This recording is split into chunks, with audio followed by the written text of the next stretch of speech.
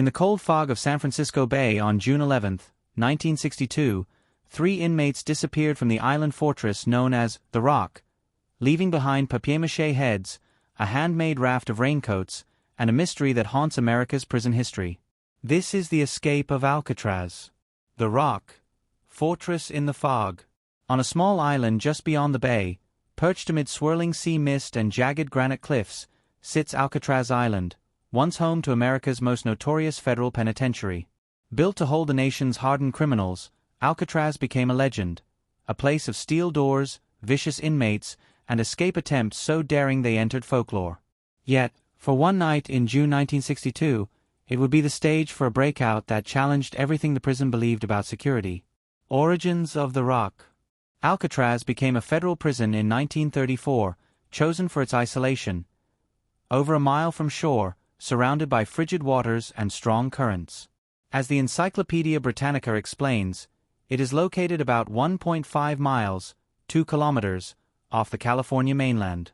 The water was often bitterly cold and the currents harsh. Encyclopedia Britannica, the remoteness was supposed to eliminate possibilities for escape. Guards, armored walls, gun towers, the sum of human design trying to contain human desperation. The prison held names that sent shivers through the public consciousness. Al Capone, Robert Stroud the Birdman of Alcatraz, gang leaders, murderers, men deemed too dangerous for any other cell. The myth of Alcatraz grew, escape-proof, inevitable, the Rock. But myths, as often happens, hide fractures beneath their polished surface. A culture of escape. From the island's earliest days, men tried to break free. Over the prison's 29-year federal era, there were 14 recorded escape attempts by 36 men. AP News, none officially succeeded, at least according to the authorities. Bodies were recovered, men were shot, drowning was assumed. But collectively, these attempts added something important: hope, desperation, and the idea that even Alcatraz might be beatable. Perhaps the most well-known event in that history didn't end with definitive success. It ended with questions. On the night of June 11, 1962, 3 men pulled off a breakout so audacious that decades later the case remains open.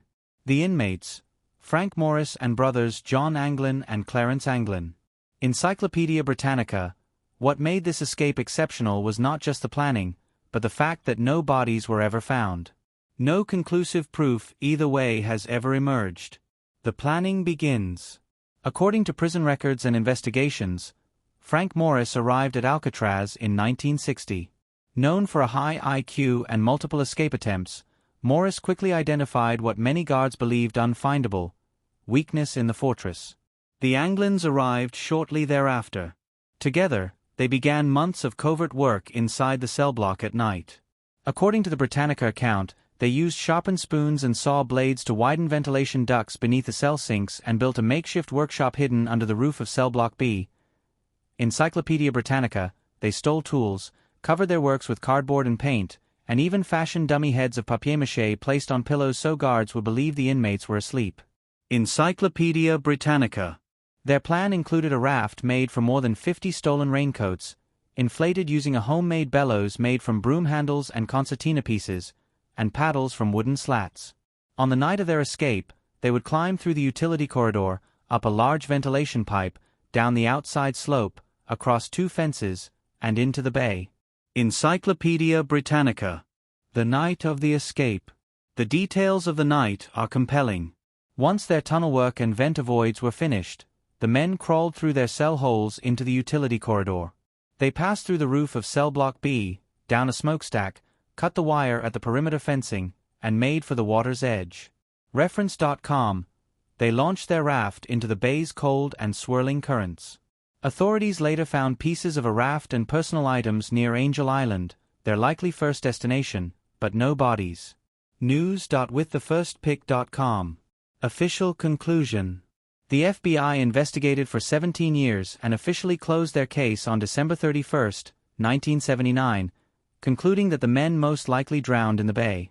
Federal Bureau of Investigation. Yet the absence of bodies and several later leads, letters, photos, possible sightings, keep the mystery alive. One letter received in 2013 claimed to be from John Anglin, stating that all 3 men had survived. Time, whether true or myth, the legend persists. Why the rock matters. Alcatraz's significance goes beyond the breakout. According to an AP article, the prison closed in 1963 because the cost of sustaining the island facility, transporting supplies, water, fuel, became prohibitively high. AP News. But its place in the American imagination remains. The island stands as a symbol of containment, institutional power, and above all, the myth of an unbreakable system. When you think of the escape of Alcatraz, you're thinking of more than 3 men. You're thinking of desperation meeting ingenuity, of boredom becoming rebellion, of walls built to hold men becoming walls to hold time. The stage is set. Inside the rock, life on America's toughest island. Alcatraz wasn't designed for redemption, it was built for control. And for the men who lived there, every day was a war between the mind and the walls. A world apart. From 1934 to 1963, Alcatraz stood as the most feared address in the American prison system. It wasn't the biggest or the oldest, but it was the end of the line. If you were sent to the rock, it wasn't for what you'd done outside, but for what you'd done inside. You were the inmate the government couldn't handle anywhere else. Prisoner transport began with a haunting ritual, the ferry to hell, as inmates called it. Shackled men loaded onto a small vessel from San Francisco's Pier 33, riding silently through the bay's bitter wind. When they reached the island, they stepped into another universe, one where freedom was visible but unreachable. You could see the city lights at night, one former inmate later said, but you might as well have been on the moon. Life by the minute. Alcatraz operated with a precision that bordered on obsession. According to Bureau of Prisons Archives, the daily schedule looked like this. 6:30 a.m. Wake-up bell. 6:55 a.m. March to breakfast. 2 by 2, no talking. 7:20 a.m. to 11:30 a.m.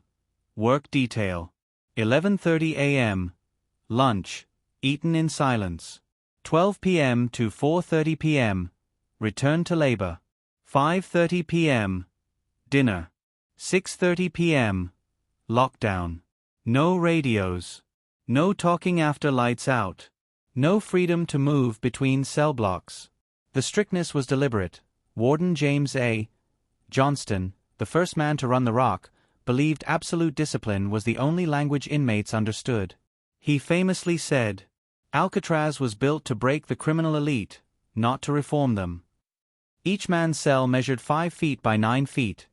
Concrete walls, a small sink, a toilet, and a steel cot. There was one dim light and one book allowed at a time. Personal items were privileges, not rights. When guards walked the tiers, inmates stood facing the wall with their hands visible. Any violation could mean solitary confinement, known as the hole. The hole, punishment beyond walls.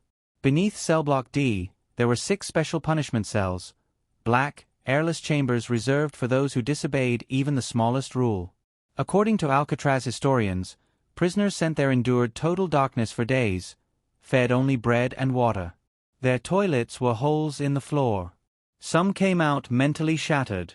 Inmate Jim Quillen, who later wrote Inside Alcatraz, My Time on the Rock, described one night in the hole. You lose track of time. You talk to yourself just to hear a voice. You'd give anything for the sound of another human being. Even guards admitted the isolation broke men more effectively than violence ever could. As one said, you didn't have to hit a man to punish him here. You just had to make him listen to silence. The code of silence. Talking without permission could land you in punishment. So inmates developed an unspoken form of communication, tapping through pipes or whispering through vents. A series of knocks became Morse code-like messages passed cell to cell. For some, this secret code was the only thing that kept them sane. We weren't supposed to talk, former prisoner Leon White said, but the silence was killing us. So we made our own language. It was this constant mental tug-of-war that forged unlikely bonds and quiet conspiracies. Inside the rigid order of Alcatraz, alliances began to form between inmates who refused to let the walls win. Among them were Frank Morris and the Anglin brothers, ordinary criminals by charge, but extraordinary in their patience and discipline. The men behind the plan.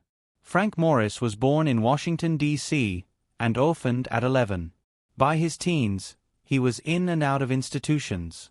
But he wasn't just another convict. His IQ was recorded at 133, placing him in the top 2% of the population. He was meticulous, methodical, and cold-eyed, the kind of man who saw systems as puzzles waiting to be solved. John and Clarence Anglin, meanwhile, came from a poor Georgia family that migrated to Florida for work.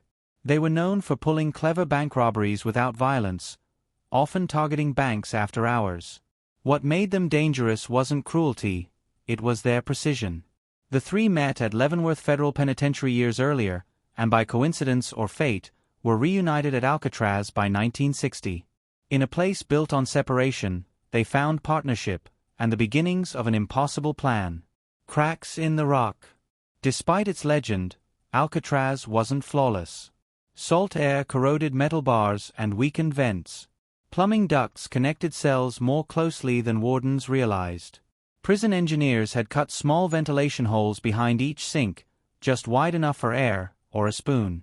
Frank Morris noticed, and where others saw solid concrete, he saw an exit. Night after night, the men began scraping away at the concrete around the vent with homemade tools, broken spoons, metal pieces smuggled from the workshop. They disguised the noise with the sound of music hour, when radios played over the prison intercom on Sunday evenings.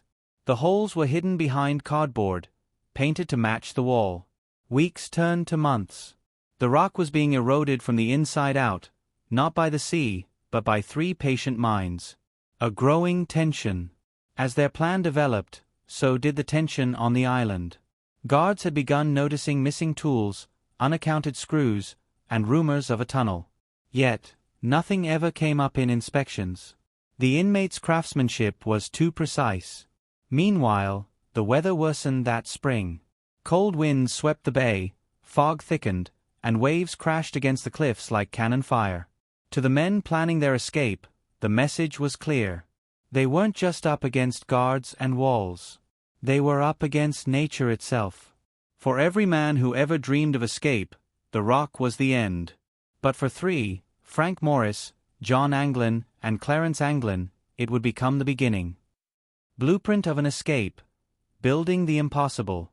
For most men on Alcatraz, the dream of escape died at the water's edge. But for three, it lived and breathed through every scratch of a spoon, every heartbeat in the dark. The workshop in the walls.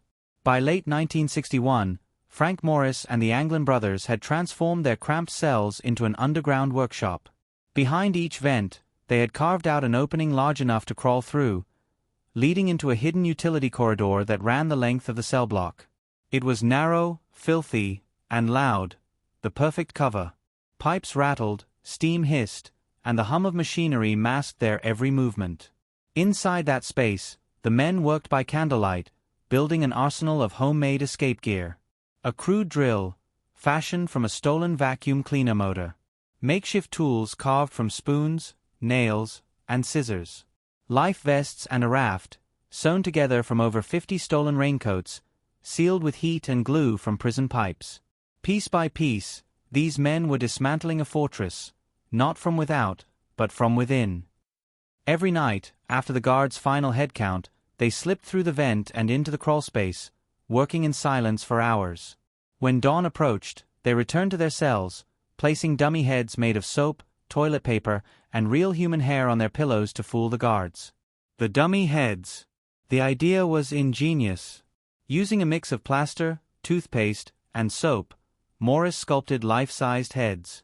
The Anglin brothers, who worked in the barber shop, smuggled clippings of real hair from inmates' haircuts to glue on top. Even under dim cell lighting, the illusion was convincing enough to fool guards performing cursory night checks. Former guard Philip Bergen later said, "You'd glance in, see a shape on the bed, and move on. Nobody stared too long. You didn't want to wake a man up for no reason." It was a masterpiece of patience, deception, and desperation. The final test. Months of planning came down to one question.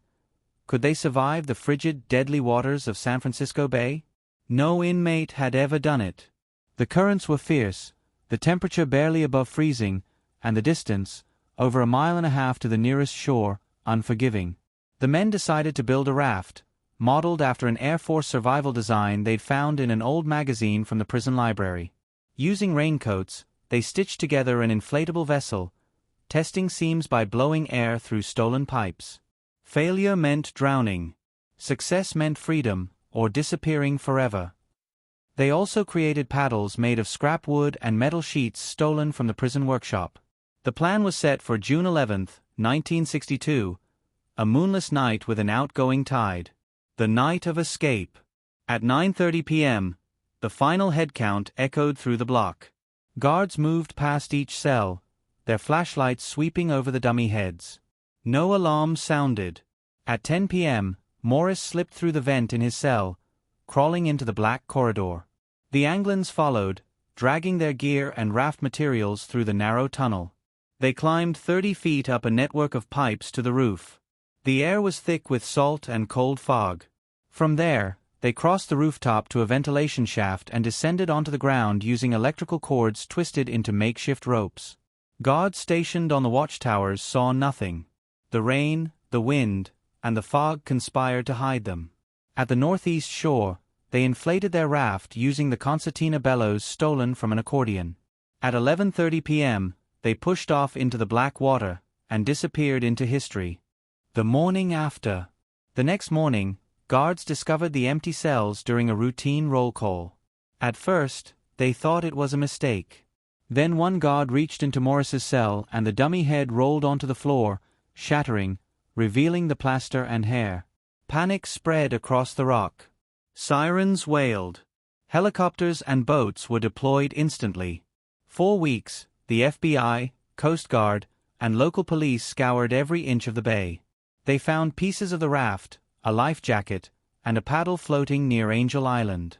But no bodies. No trace of Morris or the Anglins. Officially, the government declared them drowned, victims of the freezing water and unforgiving current. But no one ever found proof of their deaths.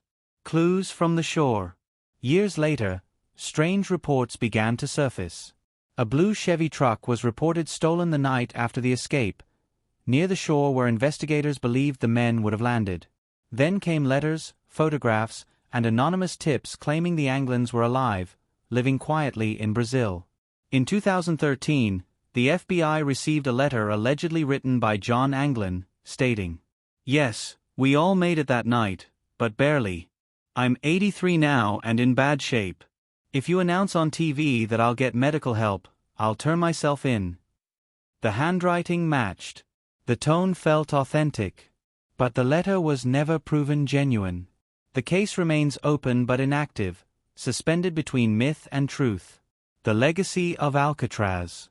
After the escape, Alcatraz's reputation never recovered. The federal government quietly closed the prison in 1963, citing high maintenance costs, but insiders say it was because the rock had been cracked, both literally and symbolically. The fortress built to be escape-proof had been defeated, not by brute force, but by intelligence, patience, and the unbreakable will to be free. Today, Alcatraz stands as a museum, a ghost of its former self. Tourists walk through those same corridors, peering into the tiny cells where Morris and the Anglins plotted the impossible. On quiet days, you can still hear the wind whistle through the vents, the same vents they crawled through into legend. Freedom or ghost story? Maybe they drowned that night, swallowed by the cold and the dark. Or maybe, just maybe, they made it. 3 men who vanished from a rock surrounded by death, carried by a dream no wall could hold. The truth lies somewhere between the waves and the wind. Alcatraz was supposed to break men. But some men just can't be broken.